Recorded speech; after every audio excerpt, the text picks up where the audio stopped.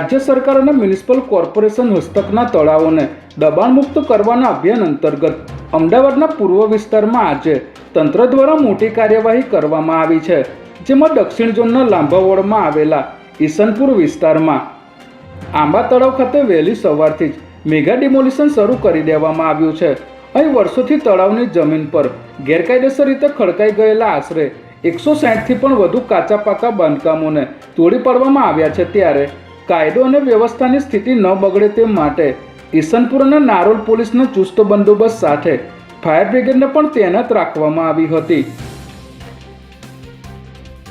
શારજાહથી Ahmedabad airport પર આવેલા મુસાફર પાસેથી 60 લાખના સોનાના ચેનના હુક મળી આવ્યા છે.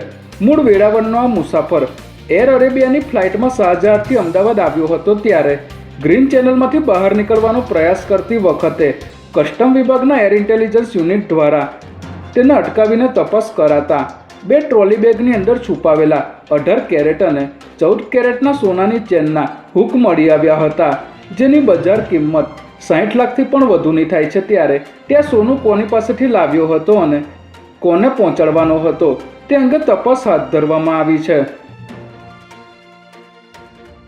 અમદાવાદમાં થયેલા પ્લેન ક્રેશને આજે 1 વર્ષ પૂરું થયું છે. ત્યારે પ્લેન ક્રેશ સાઇટ પર મૃતકના પરિવારજનો દ્વારા શ્રદ્ધાંજલિ કાર્યક્રમનું આયોજન કરવામાં આવ્યું હતું.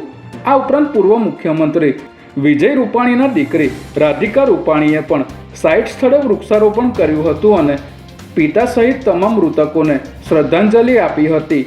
પ્લેન ક્રેશ સાઇટ ઉપર મૃતકના પરિવારજનોએ 1 વર્ષ પહેલાં બનેલી ગંભીર દુર્ઘટનામાં જે સ્વજનો ગુમાવ્યા છે તેમને યાદ કરીને શ્રદ્ધાંજલિ પાઠવી હતી. ત્યારે બ્રિટિશ હાઈ કમિશનરે પણ અહીં પહોંચીને પીડિતોને શ્રદ્ધાંજલિ આપી હતી.